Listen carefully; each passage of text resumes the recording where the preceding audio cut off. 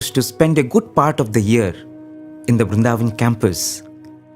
And the boys had the opportunity and the privilege to be in and around Bhagwan all throughout the day. They did not sit for darshan like the devotees used to sit in the hall waiting for Bhagwan. From dawn till dusk, the boys were either in the college or they were with Bhagwan, seeing Bhagwan, or they were waiting for Bhagwan.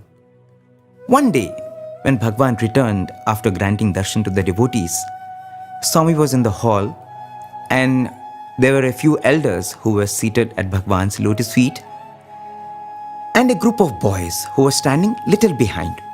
There was one boy who was standing in the second row and he was trying to slip into the third row. You could see that he was feeling very diffident. Somehow he wanted to be inconspicuous. He wanted to see Swami, but he did not want Swami to see him. And that is because some unholy thoughts were running in his mind. And he was feeling very uncomfortable standing there. And he was wondering, why am I getting these thoughts? And he just did not want Swami to see him. As he was trying to slip behind the boys, suddenly Swami saw him. And Swami said, hey boy, how are you? And the boy was really taken aback, pretended as if everything is fine. He said, Swami, I am fine, Swami, I am fine. And Swami said, no, you are not fine. Swami said, bumps, jumps, ups and downs, bumps, jumps. And the boy was shocked because he knew that he's standing in front of someone who can read him like an open book. He just let all the pretensions fall and he just looked at Swami and said, yes, Swami. Because he knew there's nothing that he can hide from Bhagwan. And now he started looking at Swami dreadfully because the thought came that, oh my God, he knows everything that I'm thinking. What is he going to do with me now? Is he going to punish me? Is he going to send me out of the college? Is he going to rip me apart in front of these elders? I know it is going to be a very bad day, but how terrible it is going to be. What is going to be my fate? Will he ask me to just get lost from here? His mind was just filled with all these tormenting thoughts. And Swami was just looking at him. And as he was keenly seeing him, Swami picked up the handkerchief, that white handkerchief that he was holding. And Swami said, hey boy, your mind is as pure as this white handkerchief. And the boy felt so relieved. He thought Bhagwan is against him. He thought Bhagwan is with me. My Swami is with me because Swami is telling I am pure. Swami is saying your mind is as pure and white as this handkerchief. So he felt, wow, I don't have to be, so scared. So he moved slightly, little bit, he moved forward.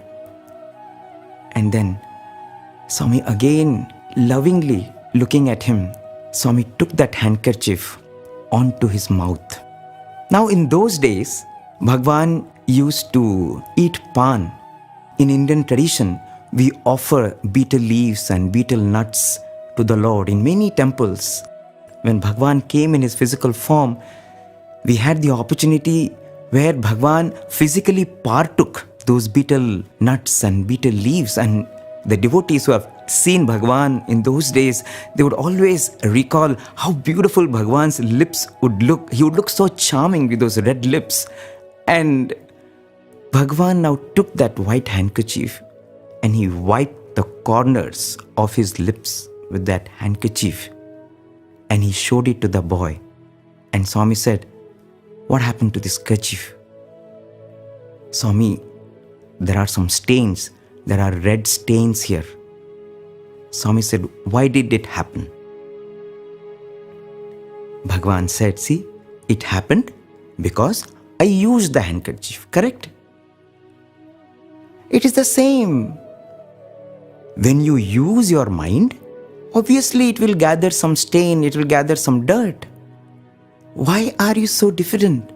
Okay, now the handkerchief is little dirty. What do? You give it to the washerman, correct? The washerman will clean it properly and then your handkerchief is back. It's white, it's pure.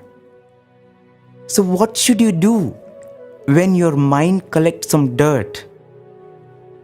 Swami said, I am that washerman. I am the biggest washerman that you can ever have, the best washerman. Just give your mind to me and see how beautiful, pure, auspicious I make it.